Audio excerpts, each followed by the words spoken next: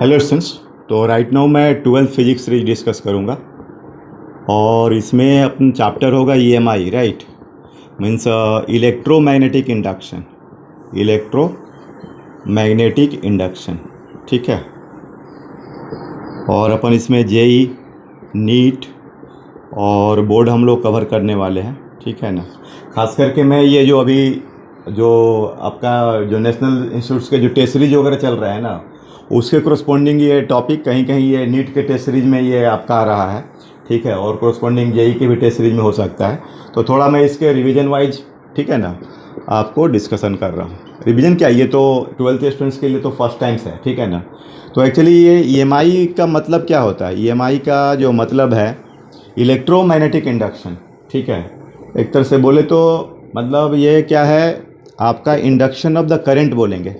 क्या बोलेंगे? Induction of current, या बोले तो इंडक्शन ऑफ EMF, ठीक है ना। Induction of EMF with the help of magnetic field, ठीक है, with the help of magnetic field. अभी तक के चैप्टर्स में हम लोग मैग्नेटिक फील्ड कैसे फोर्स लगाता है, कैसे टॉर्क लगाता है, उसको हम लोग विजुलाइज करते हैं, ठीक है ना। उसमें चार्ज पार्टिकल किस तरीके से पाथ कवर करता है, ये सब। लेकिन अब ये हम लोग अदर एस्पेक्ट्स में आ रहे हैं कि मैग्नेटिक फील्ड के चलते कैसे करंट बनता है, या प्रॉपरली बोले तो मैग्नेट से, ठीक है ना। मैग्नेट के हेल्प से आप करंट कैसे बनाओगे। जैसे आपका AC जनरेटर होता है, तो उसमें क्या होता है, मैग्नेट होता है, ये आपका टॉप व्यू। और इसमें कोई एक आपका ये आर्मेचर होता है, और इसको ओमेगा से घुमाया जाता है मैकेनिकल मेथड से, और इसमें कॉइलिंग किया रहता है। तो फिर इसमें करंट डेवलप होता है, जो कि हम लोग कोई अपना डिवाइस को इसे मूव, मतलब ये डिवाइस को यूज़ करते हैं, मतलब इलेक्ट्रिकल एनर्जी को लाइट में या हीट एनर्जी में कन्वर्ट करते हैं, ठीक है। तो ये कैसे होता है, ये सब थोड़ा सा हम लोग टेक्निकली जानना चाहेंगे कि मैग्नेट से करंट कैसे बनता है, ठीक है ना। तो इसमें कुछ टर्मिनोलॉजी है, मैग्नेटिक फ्लक्स, वो मैं डिस्कस करता हूँ। Magnetic flux, right. तो इसको मैग्नेटिक फ्लक्स क्या है, ऐसा कोई ये एकदम बिल्कुल नया नहीं है, तुम ऑलरेडी इलेक्ट्रिक फ्लक्स पढ़े हो। अगर ये देखें तो जैसे ये +Q चार्ज है और कोई एरिया से जो निकलता है इलेक्ट्रिक फ्लक्स, ऑलरेडी डिस्कशन किए इसमें। क्यूब वाले प्रॉब्लम्स, जैसे नहीं होता है क्यूब के कॉर्नर पर कोई चार्ज है, तो इस क्यूब से कितना फ्लक्स निकल रहा है। तो इसको मैं उल्टा समझाता हूँ कि मान लो कि मैं 8 क्यूब अगर मैं रखता हूँ, तो एकदम सेंट्रल पॉइंट क्या होगा, तो सेंट्रल पॉइंट कॉर्नर होगा। ऐसे मैं बताता हूँ। अगर 4 क्यूब एक साथ रखता हूँ मैं, तो सेंट्रल पॉइंट क्या होने वाला है। 4 क्यूब अगर मैं रखूँ तो सेंट्रल पॉइंट क्या होने वाला है, तो आपका ये एज का जो मिड पॉइंट होगा ना, एक क्यूब का जो एज का मिड पॉइंट होगा, वही सेंट्रल पॉइंट होगा। तभी जाके वो आपको ये एकदम बीचों बीच आएगा, ठीक है। जैसे आपको 2 साइड में और 2 ऐसा, एकदम बीचों बीच आ जाएगा।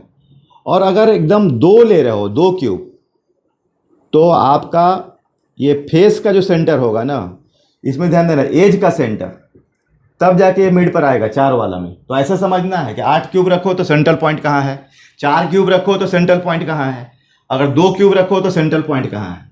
वो इलेक्ट्रिक फ्लक्स में थोड़ा सा रिवीजन करवा दिए। और ये मैग्नेटिक फ्लक्स, तो मैग्नेटिक फ्लक्स एक्चुअली देखें तो क्या है, it is number of magnetic field lines, number of magnetic field lines passing from any area, right, passing from any area. जैसे ये आपको magnetic field lines passing from any area, ऐसे तो तुमको पता है कि ये तुम्हारा मैग्नेटिक फील्ड लाइन्स होता है ना, नॉर्थ से निकलेगा ऐसा, ये नॉर्थ से निकलेगा और ये क्लोज्ड होता है। अब तुम यहाँ पर कोई अगर क्लोज कोई सरफेस डिस्कस कर रहे हो, तो एक्चुअली एंट्री हो रहा है फिर निकल भी जा रहा है, एंट्री हो रहा है निकल जा रहा है, तो यहाँ पर फ्लक्स क्या हो जाएगा, 0 हो जाएगा, ठीक है। Magnetic flux, number of field lines passing from any area, ठीक है ना, मतलब मैग्नेटिक फ्लक्स कोई एरिया के थ्रू हम डिस्कस करते हैं। तो जिस एरिया से आपको मैग्नेटिक फ्लक्स डिस्कस करना है उसका number of the field lines, जैसे कोई मान लो ये सिलेंड्रिकल पाइप है, एक एरिया में ये इमेजिन कर रहा हूँ, ये एरिया इमेजिन कर रहा हूँ, ऐसे है, ये डिफरेंट है, इसमें मैग्नेटिक फील्ड लाइंस दिखा रहा हूँ मैं, ठीक है ना, कोई पार्ट है मैग्नेटिक। अब देखो इसमें 1 2 3, इसमें 1 2 3, यहाँ 1 2 3, ये φ1, ये φ2 और φ3, ये मैग्नेटिक फ्लक्स, राइट। तो अब अगर कोई कंपेयर करने के लिए बोले φ1 φ2 φ3, तो ये क्या है, number of magnetic field lines passing from area, ठीक है, कितना पास कर रहे थे, 1 2 3, तो φ1 φ2 और φ3 तीनों क्या होगा, सेम हो जाएगा, ठीक है। कोई ये कितना एरिया उसे मतलब नहीं है, बात समझ में आ रही है। अगर नंबर हमको दिया हो, नंबर ऑफ, हाँ, लेकिन इसको मैथमेटिकली ऐसे phi is equal to B dot A बोलते हैं, या phi is equal to B A cos theta, ठीक है, phi is equal to B A cos theta, तो phi is equal to B cos theta, ठीक है। तो एक्चुअली क्या है कि ये बी कॉस थीटा यही तो शो करेगा आपका number of magnetic field lines, ठीक है, number of magnetic field lines. तो मैथमेटिकली आप देखो तो ये आपका क्या हो गया, number of magnetic field lines per unit area हो गया।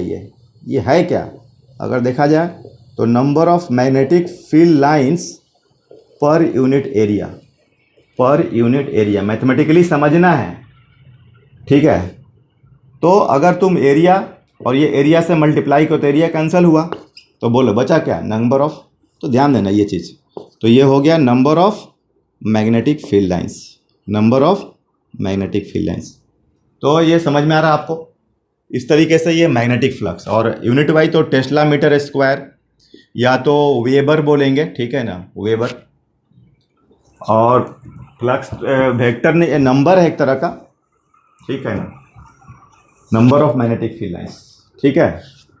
तो number of magnetic field lines अगर हम बात करें फील्ड लाइंस, तो ये B cos theta into area होता है ना, ये क्या है, number of magnetic field lines per unit area, क्या है, पर यूनिट एरिया, समझ में आ रही है बात। तो ये हो गया, और ये फाई जीरो भी होता है, पॉजिटिव भी होता है और नेगेटिव भी होता है। तो ये जीरो कब होगा, जैसे कोई क्लोज सरफेस है और ऐसे गया और फिर ऐसे निकल गया, ठीक है, तो ये फ्लक्स जीरो हो गया, ठीक है। फाई मतलब ये phi B A cos theta ना, बी ए कॉस थीटा, तो थीटा 90 लोगे तो फाई क्या हो जाएगा, जीरो हो जाएगा, ठीक है।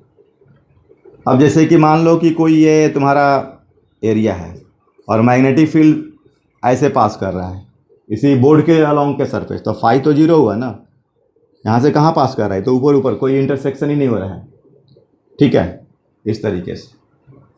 और बाकी तो ऐसे phi is equal to B A cos theta, ठीक है, ये कॉस थीटा +1 0 -1 0 +1, सही है। तो ये मैग्नेटिक फ्लक्स का कॉन्सेप्ट हो रहा है ना। और इसमें जैसे अब मान लो एक ये वायर है और तुम्हें यहाँ पर ये डी दिया हुआ है और ये कैपिटल एल दिया है, ये इस एरिया में निकालना है मैग्नेटिक फ्लक्स। तो आप देख रहे हो ऐसा मैग्नेटिक फील्ड लाइंस तो उसमें एंटर हो रहा है, ठीक है ना, एंटर कर जा रहा है। अगर वेक्टर भी देखो तो इसमें एंटर कर रहा है। तो अब ये तुम क्या करोगे कि पूरा एक बार में लूप का नहीं निकाल पाओगे, कैलकुलेशन करो, देखने का वो देख सकते हो लेकिन कैलकुलेट थोड़े कर सकते एक बार में, जादू मंत्र नहीं है भाई। तो अब ये जैसे ये वायर है और देखना ये लॉन्ग वायर है, तो तुम क्या करो ना, छोटा सा स्लाइस लो, ये तो डी दिया है तुम्हारा और ये एल दिया है, तुम क्या करो कि ये इस पर डी एक्स और ये लो एक्स। अब बताओ लॉन्ग वायर का फील्ड कितना होता है, μ0 I 2πx होता है। तो चलो यहाँ का तुम इसका निकाल लो। अब देखो मतलब मैग्नीट्यूड में बात कर रहा हूँ फाई का, ऐसे मैंने एरिया वेक्टर हमेशा एरिया का परपेंडिकुलर लेते हैं, आउटवर्ड लेते हैं, तो ऐसे तो इसका फ्लक्स नेगेटिव होगा क्योंकि मैग्नेटिक फील्ड कहाँ जा रहा है, इनवर्ड जा रहा है। और एरिया वेक्टर जो होता है डायरेक्शन, क्योंकि phi is equal to B dot A बोलते हैं, तो ये तुम्हारा बी ए कॉस थीटा, ये area vector, it is always perpendicular in outward direction होता है एरिया वेक्टर हमेशा, और along the normal in outward direction, along the normal in outward direction.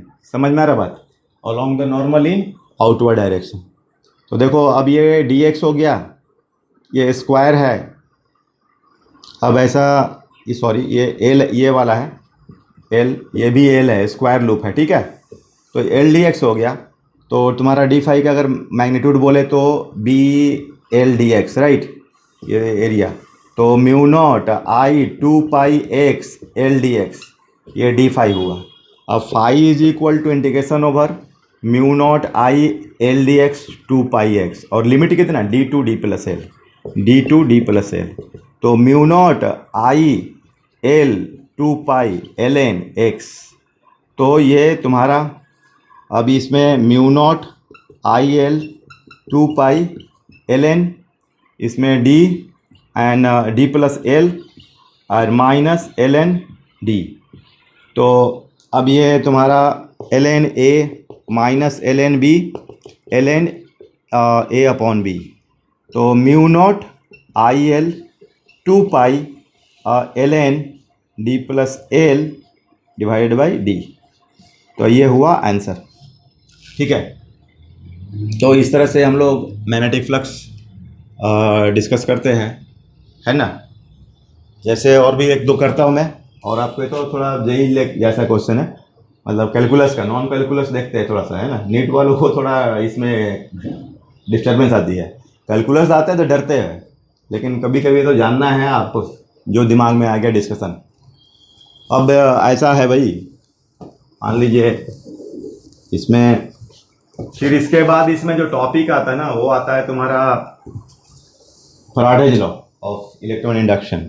अब मान लो ये रेडियस तुम्हारा, और ये मैग्नेटिक फील्ड ऐसे एंटर हो रहा है, तो देखो भैया ये बी है मान लो, और ये एरिया वेक्टर बताया था ना हमेशा आउटवर्ड नॉर्मल, मतलब ये प्लेन का परपेंडिकुलर, तो फाई क्या होगा, बी ए कॉस 0, तो बी ए हो गया, तो phi is equal to B pi r square tesla metre square, ठीक है। तो इस तरीके से अब ये तुम्हारा ऐसा है, ये मैग्नेटिक फील्ड ऐसा है, मैग्नेटिक फील्ड लाइंस नहीं है, वेक्टर भी है बाबा, ध्यान देना। मतलब यहाँ पर अगर हम देखें तो बी, ठीक है, और number of field lines per unit area का मतलब होता है B cos theta. Number of the field lines ऐसे मतलब बोलते हैं मैग्नेटिक फील्ड लाइंस, लेकिन उसका मैथमेटिकल कोई टर्म्स होना चाहिए ना। तो number of the field lines per unit area का मतलब क्या होता है, बी कॉस थीटा। अब तुम्हारा मान लो ऐसे दिया हुआ है लूप, ये लूप ऐसे है, देखना ये फाई 0 हो जाएगा, ठीक है, फाई क्या हो जाएगा, 0 हो जाएगा मैग्नेटिक फ्लक्स, ठीक है। तो ये मैग्नेटिक फ्लक्स का कॉन्सेप्ट है, टेस्ला मीटर स्क्वायर वेबर, है ना। फाई जो है 0, फाई पॉजिटिव, फाई नेगेटिव, है ना। इसमें थीटा 90 डिग्री होगा, मतलब अगर वेक्टर बी पैरेलल टू ए है तो फ्लक्स क्या होगा, मैक्सिमम होगा। और अगर वेक्टर बी परपेंडिकुलर टू ए है, एरिया वेक्टर के परपेंडिकुलर है, तो फ्लक्स क्या हो जाएगा, 0, ठीक है। तो इस तरीके से ये समझना है। तो आई होप कि आप मैग्नेटिक फ्लक्स समझ रहे हैं, क्योंकि ये आपका बेसिक है इलेक्ट्रोमैग्नेटिक इंडक्शन के लिए। उसके बाद फैराडेज लॉ है, फिर different types of the induction of EMF होगा, लेंस लॉ होगा, सेल्फ इंडक्शन होगा। बहुत अच्छा टॉपिक है चैप्टर से। Okay students.